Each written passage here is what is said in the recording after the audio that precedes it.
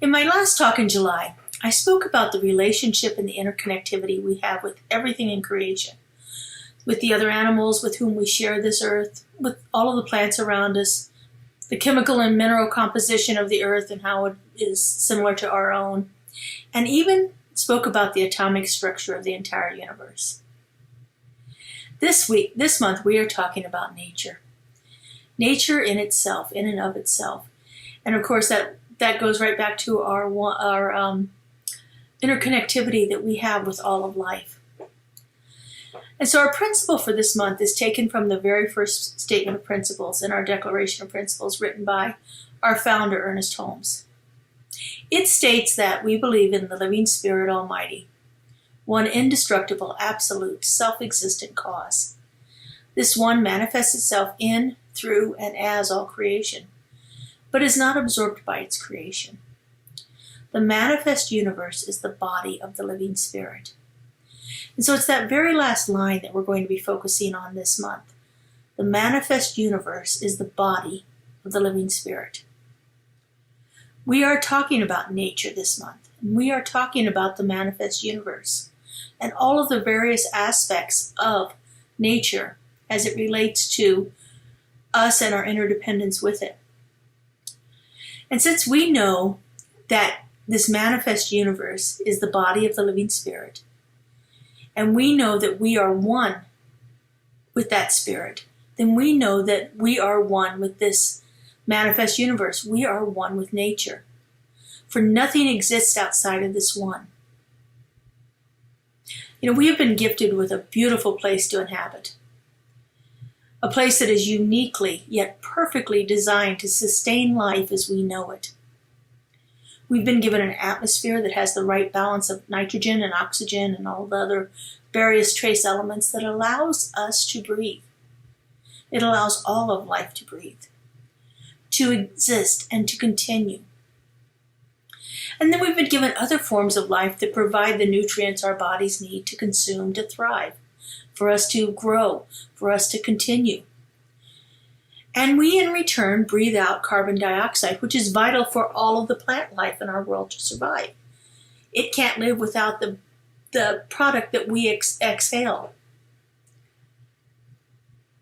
We have been truly given the ability through our intellect to see the interconnectedness of everything in existence.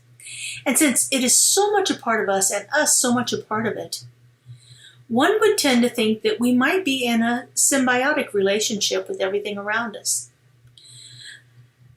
But the idea of symbiosis, having this symbiotic relationship, implies that it's mutually beneficial for everything, for all parties involved. I can't help but think that human beings inhabiting this planet is not so much of a symbiotic relationship, but more of a parasitic relationship. In a parasitic relationship, one organism thrives while the other is harmed.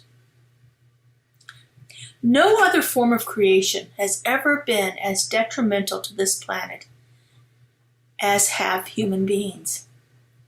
Some organisms can be destructive in a localized environment, but none have had the global effect on this planet that Homo sapiens has.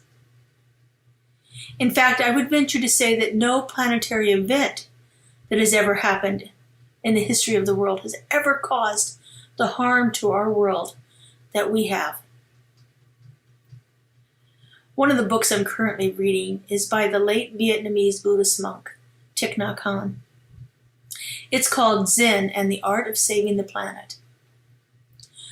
Early on in the book, he poses a theory that has to do with our consumerism. He says that we live in a society that is based upon borrowing. We see something, we decide that we want it right now, and if we don't currently have the funds to pay for it, we tend to purchase it on credit. The idea being, I'll get the thing I want right now. In other words, I'll have my immediate wants and needs and desires satisfied, and then I'll work to pay for it later on. He goes on to say that this consumeristic idea of getting our needs met now and then taking responsibility for them later on has translated into how we treat our planet. Let's think about this for a moment. And maybe take ourselves into one particular aspect of our planet. Let's take a look at our relationship with trees. We need the wood that trees provide. We need a new house, and we need the wood to build the house. The trees provide the wood. So we cut down the tree, and we use the wood to satisfy our immediate need for a house. Now, most trees that are suitable for lumber have been growing for 40 or 50 years or more. And even if we had the foresight to replant the tree in the place of the one we've just cut down, it would be 40 or 50 years before that tree reaches the level of maturity that it had before it was harvested. We're getting our needs met now and allowing the future to make up for it. And of course, we don't know what's going to happen in that 40 or 50 years. We don't know if there's going to be a drought that kills all the trees that we've planted. Or maybe animals will come along and eat all of those young saplings so that they never reach maturity. Or perhaps there'll be an insect plague that strips away all the bark and the leaves. We don't know what will happen. We're betting that it's going to grow. We have built our house on the hope that the conditions will sustain the growth of a plant to replace the ones we took. That is, if we had the foresight and the ecological consciousness that would prompt us to replant that tree.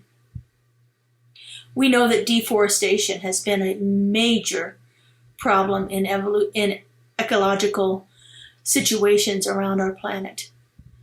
That the rainforest being cut down to provide pasture space for cattle to graze has made a huge detrimental impact on the level of oxygen and the atmosphere in our planet. We are borrowing against our future in the way that we treat the environment right now. Thich Nhat Hanh goes on to say, our civilization is a civilization of borrowing. We count on our body and our labor in the future to pay back our current debts.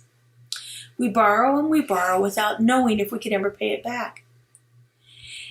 In this same way, we have borrowed from ourselves, from our health, and from the planet.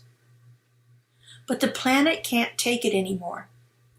And we have borrowed too much from our children and our grandchildren. He goes on to say we can no longer continue to borrow. What is available to us right here and right now is sufficient into itself. It's already sufficient enough for us to be nourished and to be happy. We don't need to continue to strive to get more, exploiting our planet as we do so. Thich Nhat Hanh is a big proponent of mindfulness and mindfulness-based living. And he says that as we develop the mindfulness, we begin to see that we don't need to borrow anything. If we can keep ourselves in the present moment, which is what mindfulness is all about, is to really keep ourselves balanced and centered and focused on the present moment, we then begin to see that we don't need to borrow anything. But it's only when we awaken to this truth that we don't need to borrow anything against the future that we can actually stop the destruction of our planet. In a symbiotic relationship, our lives would be flourishing right along with the lives of all the trees. In a parasitic relationship, we take what we need, regardless of the life we are affecting. Back in 1970, the first Earth Day was celebrated. The movement originally was organized by Senator Gaylord Nelson out of Wisconsin, and it has now become a worldwide event. But how many of us actually celebrate Earth Day? I know for the few years that I was a life science teacher in middle school here in Clark County, I would organize activities for our students to do in recognition of Earth Day. We centered our whole ecology unit around it, and we had talked about plant life prior to that, and then we went into ecology right around the time of Earth Day. But prior to being a science teacher, and actually since being a science teacher, I've really not gone out of my way to celebrate Earth Day in any particular way. And I have to ask myself, why not? Why is it that I don't take the time to honor and value this planet? Because let's face it, without the planet, I would have no life. I would have no air to breathe, no food or water to sustain me, no shelter. I would have no life without this planet. But you see, it's very easy to become complacent and to overlook the environmental needs of our beautiful home. And there are many reasons for this. But a big one is that we just don't want to be inconvenienced. In the Buddhist tradition, there is a concept known as earth holder. These beings are special bodhisattvas bodhisattvas are enlightened beings, whose mission it is to protect and preserve the earth. Their task is to further the communication and the connection between humans and other species, and to protect the earth and its environment. Earth holders. What a wonderful concept. I believe what's needed is for us to have an entire force of earth holders, of enlightened beings who teach the rest of us how to protect and preserve our earth. And I think we're making headway toward that goal. More and more we see environmental concerns coming to the forefront of our consciousness, that coming up to be healed. These things are necessary for us to become aware of them in order for us to heal them.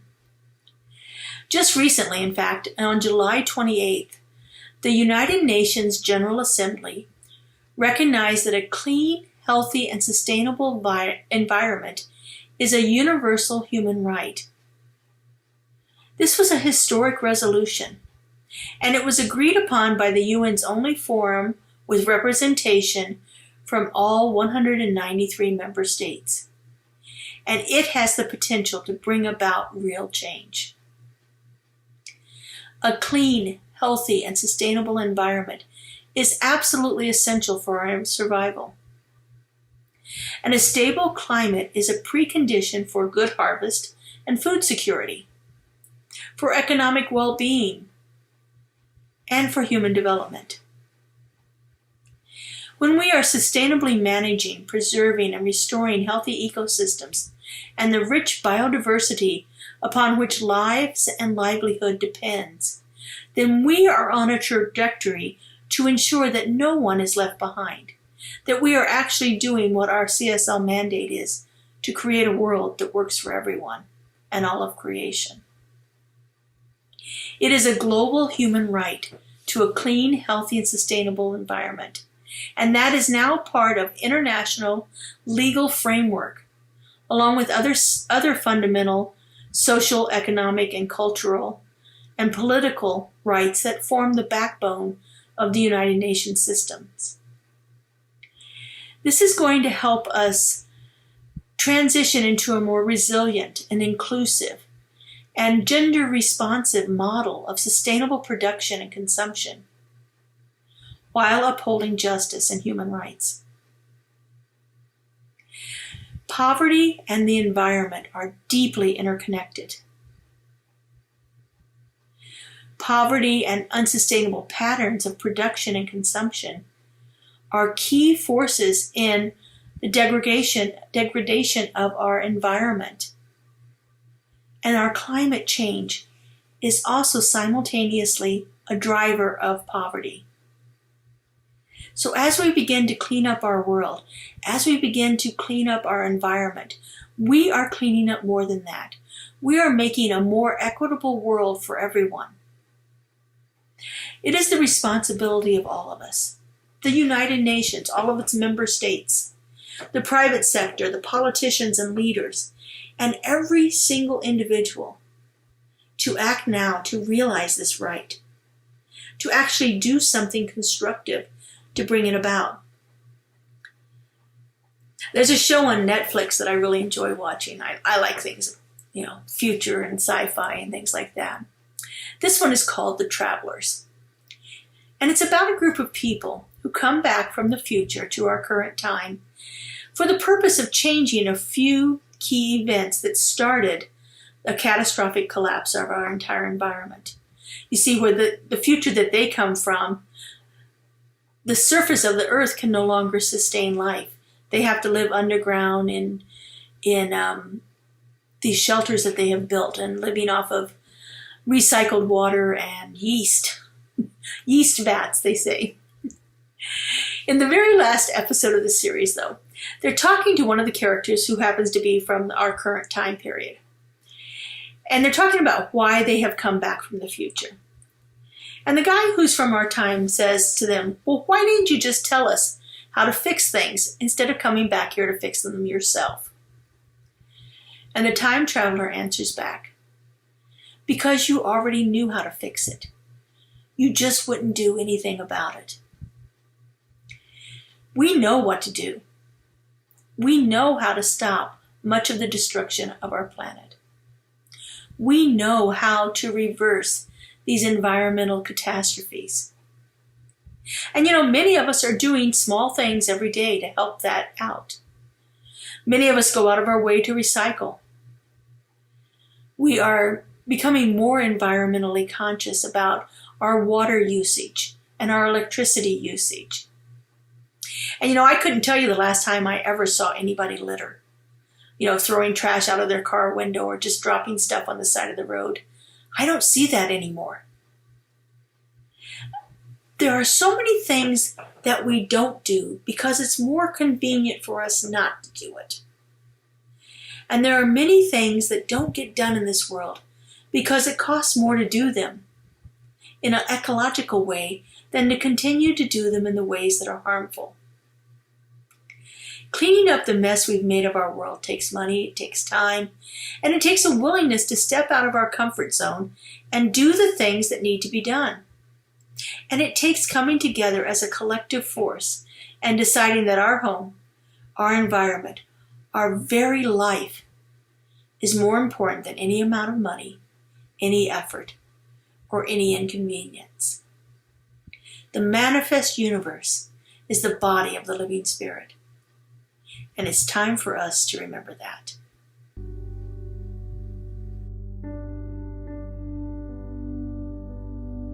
And so let's take this into prayer.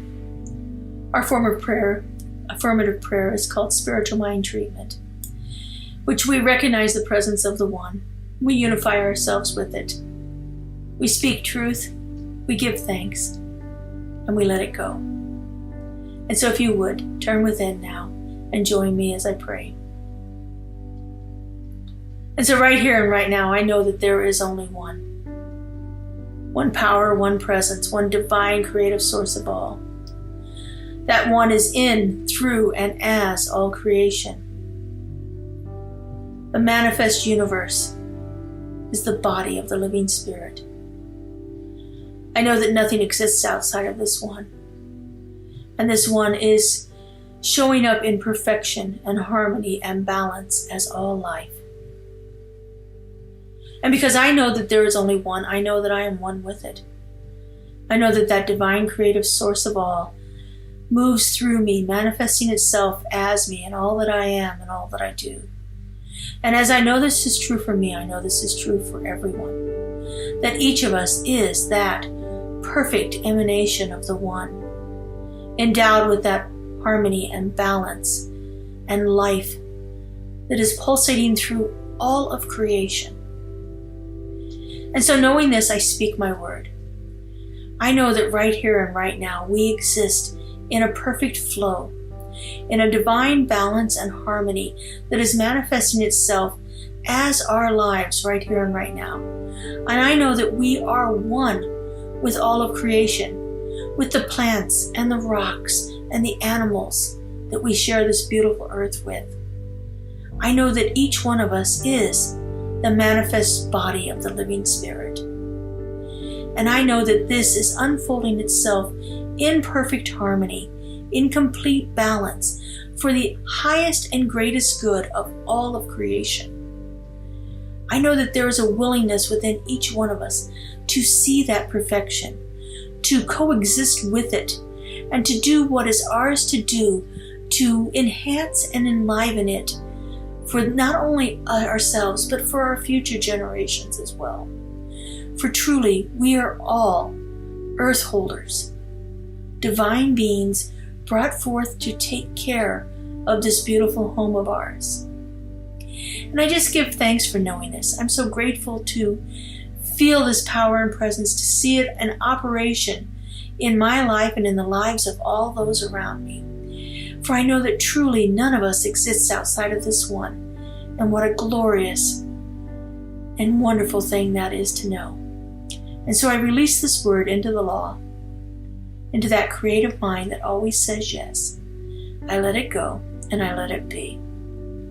And so it is. Amen.